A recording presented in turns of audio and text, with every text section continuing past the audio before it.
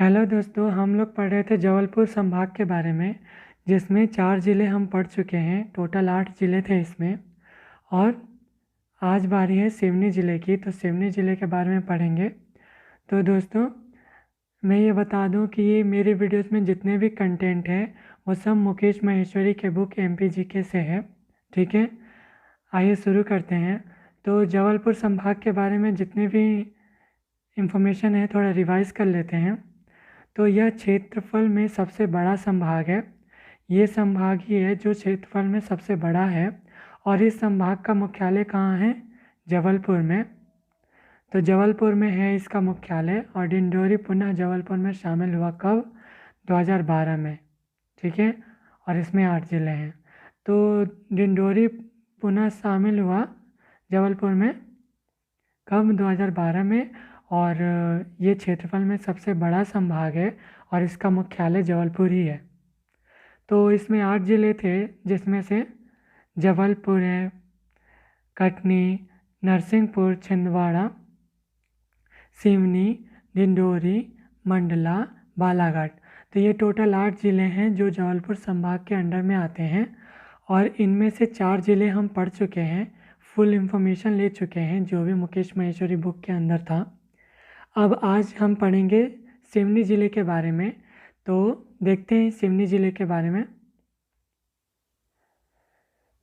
उससे पहले हम देखते हैं मैप में जबलपुर संभाग कितना एरिया कवर कर रहा है।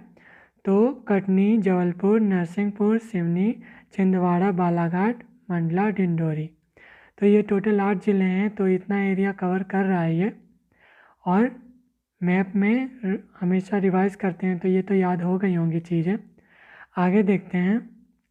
तो इसमें से 4 ज़िले हम पढ़ चुके हैं। आज बारी है सिवनी ज़िले की। तो देखते हैं सिवनी ज़िले के बारे में। तो ये है सिवनी ज़िला। ठीक है, इसमें नीचे के साइड पेंच नेशनल पार्क है। ठीक है, और ये उसका मैप है। तो देखते हैं आगे इसके बारे में कितनी इन्फॉर्मेशन है।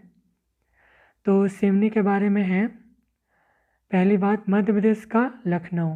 इसको मध्य प्रदेश का लखनऊ कहते हैं। ठीक है, मध्य प्रदेश का लखनऊ कौन से ज़िले को कहा जाता है?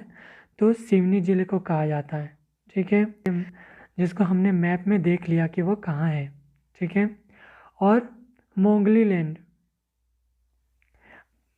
प्रियदर्शनी पार्क, मतलब मोगली, जो फेमस मोगली है जिसके कार्टून आते रहते हैं, जो फेमस स्टोरी है मोगली की, जो जानवरों के साथ रहता था, भालुओं के साथ, वो मोगली सिवनी ज़िले का है। और मतलब वहीं से स्टोरी बनी है। और द जंगल बुक वहीं से लिखी गई है, उसी से रिलेटेड है। और प्रियदर्शनी पार्क में है। ठीक है, तो ये जो फेमस मोगली था वो यहीं का था, ऐसा माना जाता है।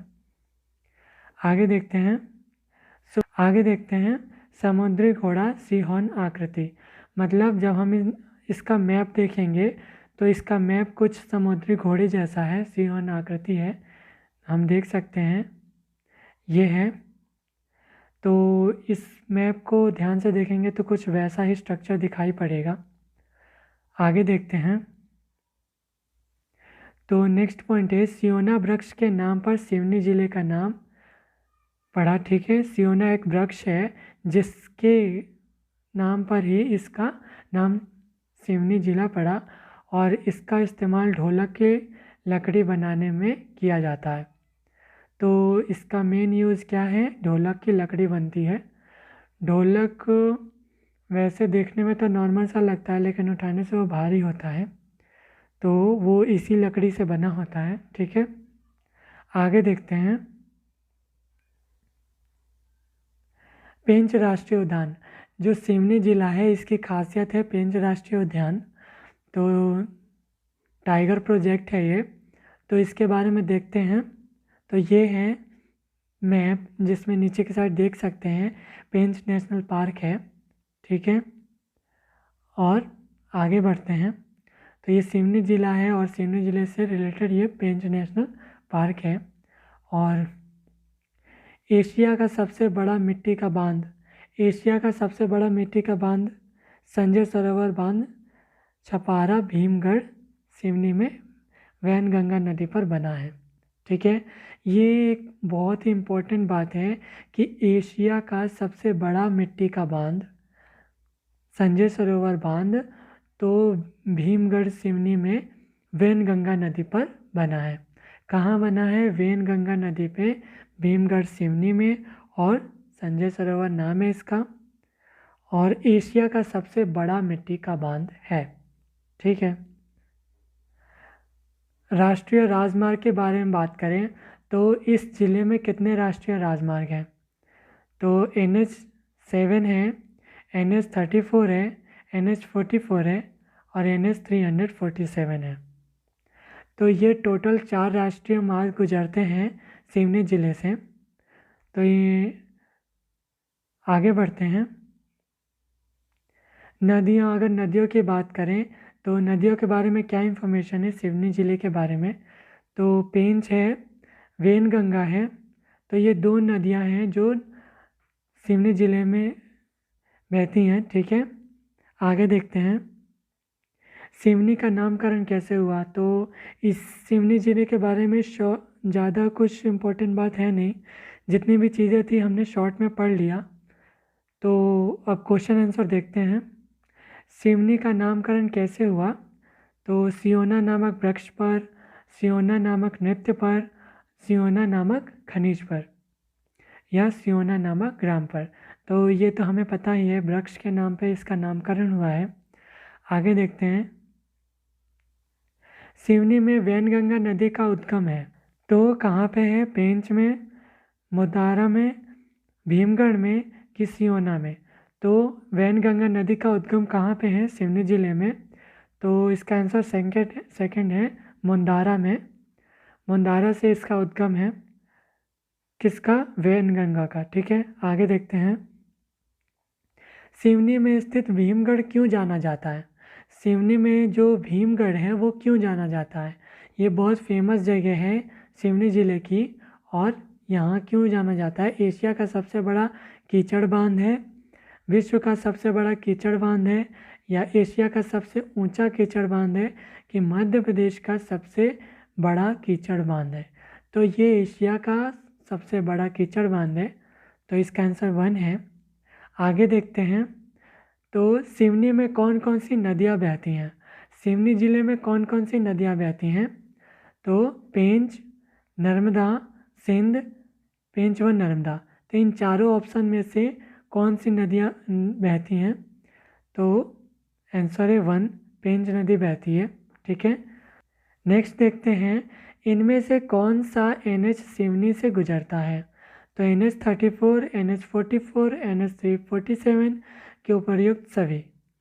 तो इसका आंसर 4th है, उपर्युक्त सभी। ठीक है, आगे देखते हैं। तो सिवनी ज़िले के बारे में जितनी भी इम्पोर्टेंट बातें थी हम शॉर्ट में पढ़ चुके हैं, मैप के साथ। ठीक है, अब इसमें ज़्यादा कुछ खास नहीं था। अगर आप इसको रिवाइज करना चाहते हैं तो दोबारा वीडियो देख सकते हैं। दोस्तों, हम देखते हैं अब नेक्स्ट ज़िले के बारे में। सिवनी ज़िला हो गया और वो बहुत छोटा था, तो देखते हैं। तो इसमें टोटल 8 ज़िले थे। तो इसमें टोटल 8 ज़िले थे। जबलपुर, कटनी, नरसिंहपुर, छिंदवाड़ा, सिवनी, डिंडोरी, मंडला और बालाघाट। तो इस जबलपुर संभाग में टोटल 8 ज़िले थे। ठीक है, जिसमें से जबलपुर, कटनी, नरसिंहपुर, छिंदवाड़ा और सिवनी हम पढ़ चुके हैं। अभी हम पढ़ते हैं डिंडोरी के बारे में। तो देखते हैं। तो इसमें टोटल 8 ज़िले कहाँ हैं जो जबलपुर संभाग में आते हैं? तो कटनी, जबलपुर, नरसिंहपुर, छिंदवाड़ा, सिवनी, बालाघाट, मंडला और डिंडोरी। तो ये टोटल 8 ज़िले हैं जो जबलपुर संभाग के अंडर में आते हैं। तो अब हम पढ़ने वाले डिंडोरी के बारे में। तो देखते हैं, ये है उसका मैप। तो ये इस तरह से दिखता है। ठीक है, आगे देखते हैं। डिंडोरी के बारे में क्या इन्फॉर्मेशन है? मंडला से पृथक होकर जिला बना। ठीक है, ये किसी ज़िले से पृथक होकर के ज़िला बना है। तो कौन सी चीज़ से हुआ है? तो मंडला से पृथक हुआ है। ठीक है, और छत्तीसगढ़ से लगा हुआ मध्य प्रदेश का पूर्वी जिला है। ठीक है, तो आगे देखते हैं। ये 25 मई 1998 में मंडला से पृथक होकर जिला बना। 1998 में मंडला से पृथक हुआ और उस समय जिला बना। तो हमें पता चल गया मंडला से ये पृथक्करण हुआ इसका, और उसके बाद ये जिला बना। तो वो कब हुआ था? 1998। कब? 25 मई। ठीक है, तो 25 मई 1998 को ये अलग हुआ और जिला बन गया। किससे अलग हुआ? मंडला से। आगे, छत्तीसगढ़ से सटा हुआ जिला है। मध्य प्रदेश का प्रथम जीवाश्म उद्यान। मतलब इस जिले का मेन खासियत यही है कि इसमें जीवाश्म उद्यान है। ठीक है, मध्य प्रदेश का पहला जीवाश्म उद्यान है। तो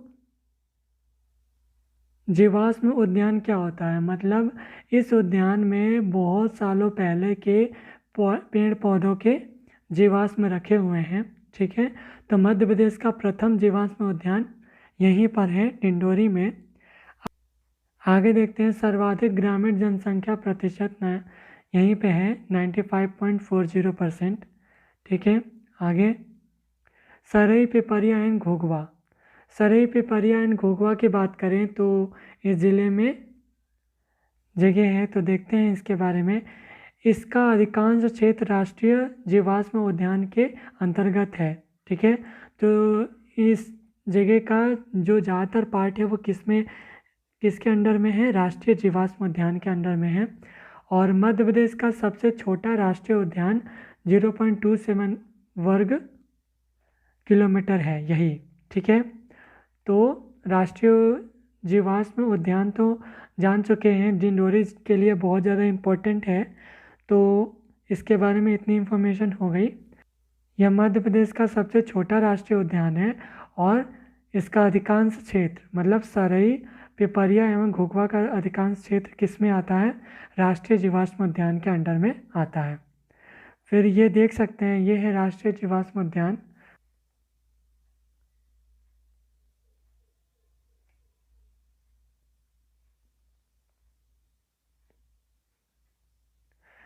पतंगगढ़, तो यहाँ पे एक जगह है पतंगगढ़, उसके बारे में देखते हैं यहाँ पे क्या इम्पोर्टेंट बात है। तो अपने पारंपरिक चित्रकारी के लिए प्रसिद्ध है। तो एक तो बात हो गई इस ज़िले के बारे में मेन, कि क्या इसमें जीवाश्म उद्यान है। ठीक है, और मध्य प्रदेश का सबसे छोटा राष्ट्रीय उद्यान है, और मध्य प्रदेश का सबसे छोटा राष्ट्रीय उद्यान है। और पतंगगढ़ में क्या खासियत है कि ये पारंपरिक चित्रकारी के लिए प्रसिद्ध है। ठीक है, अपनी पेंटिंग्स के लिए प्रसिद्ध है ये जगह। तो ये है पेंटिंग कुछ इस तरह से। ठीक है, और आगे देखते हैं। तो डिंडोरी के बारे में इंफॉर्मेशन हो गई। अब क्वेश्चन आंसर देख लेते हैं जिससे रिवाइज हो जाएगा। डिंडोरी इनमें से किस जिले से पृथक होकर 25 मई 1998 को स्वतंत्र जिला बना? कब ये पृथक हुआ था? 1998, 25 मई 1998 को ये अलग हुआ था। और किस ज़िले से अलग हुआ था?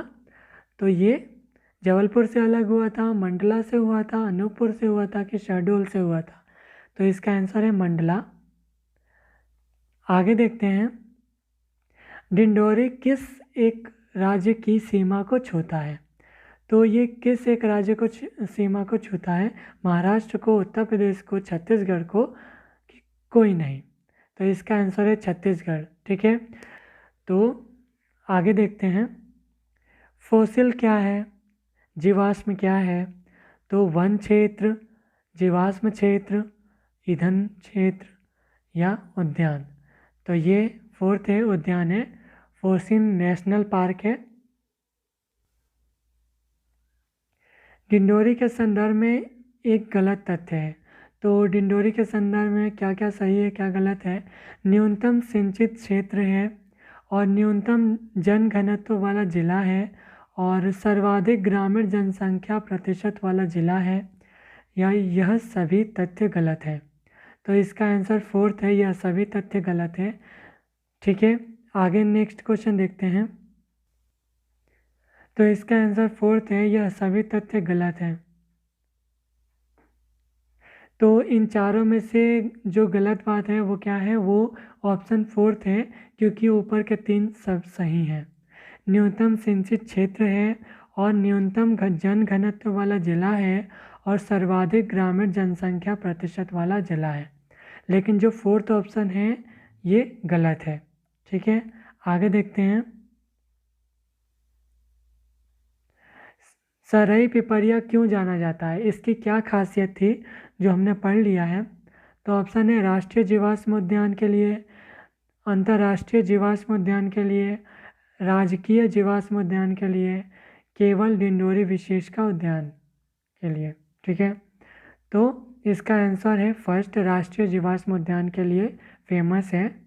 ठीक है, सरई पिपरिया। आगे देखते हैं। डिंडोरी में निम्न राष्ट्रीय राजमार्ग है। डिंडोरी में निम्न राष्ट्रीय राजमार्ग क्या है। NH3 है, NH86 है, NH59 है, NH45 है। तो इसका आंसर फोर्थ है, NH45। तो आगे देखते हैं।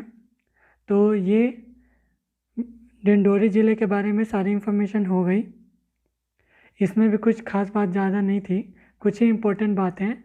अगर आप इसको रिवाइज करेंगे तो चीज़ें लर्न हो जाएंगी। Thank you.